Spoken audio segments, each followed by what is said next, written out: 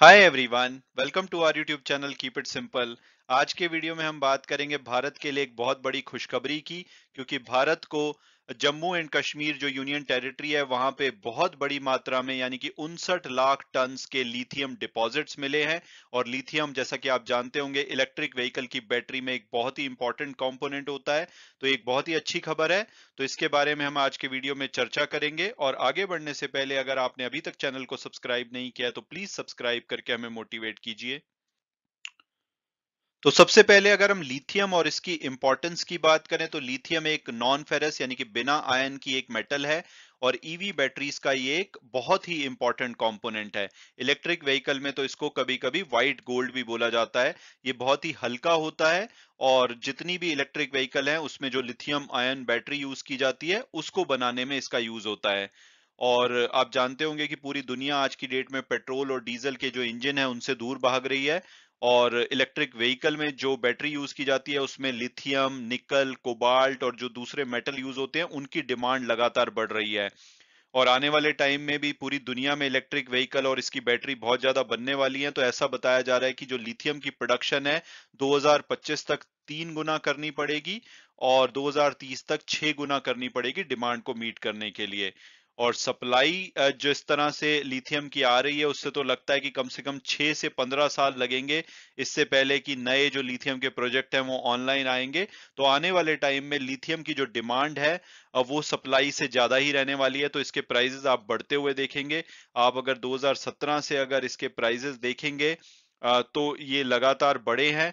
जो एक बार के लिए 2021 तक 1 लाख रुपए पर टन से भी नीचे होते थे, वो आज की डेट में 4,72,500 रुपए पर टन पे चल रहे हैं। और ये एक बार के लिए तो लगभग 5.5 लाख रुपए पर टन से भी ऊपर चले गए थे।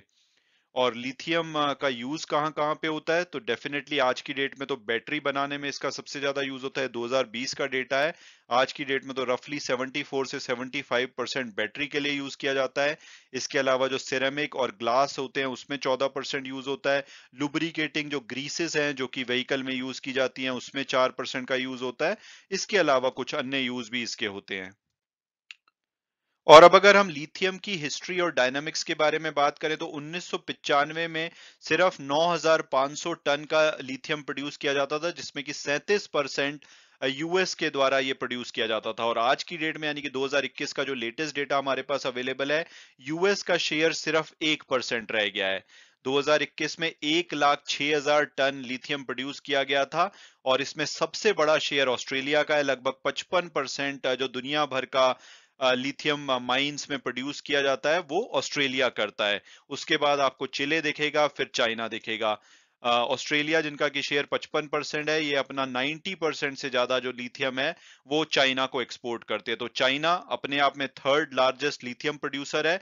साथ साथ में अगर लिथियम की रिफाइनिंग कैपेसिटी की बात की जाए तो इनके पास 60 से 75% की दुनिया भर की लिथियम रिफाइनिंग कैपेसिटी है। तो ऑस्ट्रेलिया सबसे बड़ा प्रोड्यूसर आपको दिखेगा, फिर चिले, फिर चाइना, फिर अर्जेंटीना, फिर उसके बाद ब्राजील, जिम्बाब्वे और पोर्चुगल दिखेंगे, और बाकी के देश इनके बाद आते हैं। तो इंडिया का नाम आपको कहीं पे भी नहीं दिखेगा, क्योंकि हमारा जो लिथियम की रिक्वायरमेंट है हम इंपोर्ट करके पूरा करते हैं। हमारा ज्यादातर जो लिथियम है हांगकांग और चाइना से आता है। और अब अगर बात की जाए लेटेस्ट डेवलपमेंट की, तो भारत की जो माइंस मिनिस्ट्री है उन्होंने कल यानी कि 9 फरवरी को अनाउंस किया है कि इनको 59 लाख टन्स के यानी कि 5.9 मिलियन टन्स के लिथियम रिजर्व मिले हैं। और ये पहली बार मिले हैं देश में, और ये जम्मू एंड कश्मीर की रियासी जो डिस्ट्रिक्ट है वहां पे पाए गए हैं। रियासी डिस्ट्रिक्ट आप ये देख सकते हैं। अगर आप वैष्णो देवी और कटरा के बारे में आप जानते होंगे तो उससे थोड़े से डिस्टेंस पे रियासी डिस्ट्रिक्ट है, जहां पे ये जो लिथियम के रिजर्व हैं वो पाए गए हैं। और अगर आप 5.9 मिलियन टन की इंपॉर्टेंस समझना चाहते हैं, तो सबसे ज्यादा जो आज की डेट में लिथियम के रिजर्व हैं वो चिले के पास है, 92 लाख टन। उसके बाद आपको ऑस्ट्रेलिया के पास दिखेंगे 57 लाख टन, यानी कि दुनिया भर में 2,10,00,000 टन के आसपास के लिथियम के रिजर्व्स हैं। और इंडिया को मिले हैं 59 लाख। तो इतने में ये बहुत बड़ी अचीवमेंट कही जा सकती है। इससे पहले भी थोड़े से लिथियम के डिपॉजिट्स हमें मिले थे कर्नाटका में, लेकिन वो सिर्फ 1600 टन थे। लेकिन अब एक बहुत ही बड़ी मात्रा में हमको लिथियम के रिजर्व मिले हैं, जो कि आने वाले टाइम में हमारी जो ईवी बैटरी प्रोडक्शन के सपने हैं उसमें हेल्प करेगा। इसके अलावा जो माइंस मिनिस्ट्री है उन्होंने कहा है कि इनको 51 मिनरल ब्लॉक्स मिले हैं, जिसमें कि लिथियम और गोल्ड के भी ब्लॉक्स हैं, और ये स्टेट गवर्नमेंट को हैंड ओवर कर दिए गए हैं। तो इसमें से 51 जो मिनरल ब्लॉक मिले हैं, 5 ब्लॉक्स गोल्ड के हैं, बाकी के जो ब्लॉक्स हैं वो lithium, potash, molybdenum, base metal, इन सब के हैं, जो कि डिफरेंट 11 स्टेट्स में मिले हैं, जिसमें कि Jammu and Kashmir union territory है, उसके अलावा एपी, छत्तीसगढ़, गुजरात, झारखंड, कर्नाटका, तो इन सभी स्टेट गवर्नमेंट को ये जो ब्लॉक्स हैं वो दे दिए गए हैं। और लिथियम, जैसे कि आप जानते होंगे, इलेक्ट्रिक व्हीकल की बैटरी के लिए बहुत ही की कंपोनेंट है। और आज की डेट में जो हमारी गवर्नमेंट है वो रेयर जो मेटल रिजर्व है उनकी खोज कर रही है, इंडिया में भी और इंडिया के बाहर भी, क्योंकि इलेक्ट्रिक व्हीकल में अगर हम मूव करते हैं तो हमें इस प्रोडक्ट की, इस कंपोनेंट की जरूरत बहुत ज्यादा पड़ने वाली है।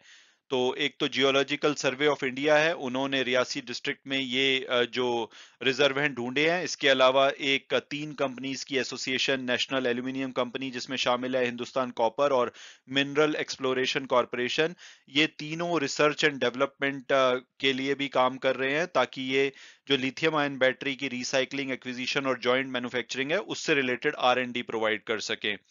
इसके अलावा अगर हमारे इंपोर्ट का डेटा देखा जाए तो हमने लिथियम और लिथियम आयन का जो इंपोर्ट किया था वो 2021 फाइनेंशियल ईयर में 8,984 करोड़ था, और 2022 फाइनेंशियल ईयर में ये बढ़ के 13,838 करोड़ हो गया था। और आज की डेट में हम सिर्फ 1% इलेक्ट्रिक व्हीकल को यूज करते हैं भारत में, जिसका कि हमारा सपना है कि 30% तक लेके जाएंगे।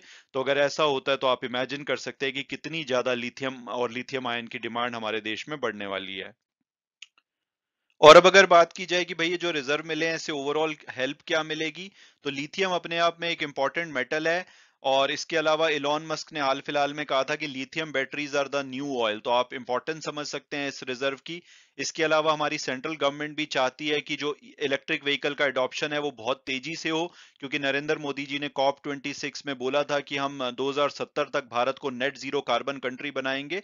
तो अगर हमें नेट जीरो कार्बन कंट्री बनना है तो हमें इलेक्ट्रिक व्हीकल पे अडॉप्शन बहुत फास्ट करना पड़ेगा। आज की डेट में सिर्फ 1% जो ओवरऑल पैसेंजर व्हीकल हैं वो इलेक्ट्रिक व्हीकल हैं, और ऐसा बताया जा रहा है कि 2030 तक हम 30% इलेक्ट्रिक व्हीकल तक मूव करना चाहते हैं। तो इलेक्ट्रिक व्हीकल की अडॉप्शन बढ़ानी होगी तो उसकी कॉस्ट कम करनी पड़ेगी, और उसमें आज की डेट में जो सबसे महंगा कंपोनेंट होता है वो होता है बैटरी। तो जब तक हम अपनी बैटरी की कॉस्ट को कम नहीं करेंगे, तब तक जो इसका मास मार्केट है या इसका एडॉप्शन बहुत तेजी से हो नहीं पाएगा। और साथ साथ में अगर हमारी बैटरी की कॉस्ट कम हो जाती है तो हम इसके पोटेंशियल एक्सपोर्टर भी बन सकते हैं।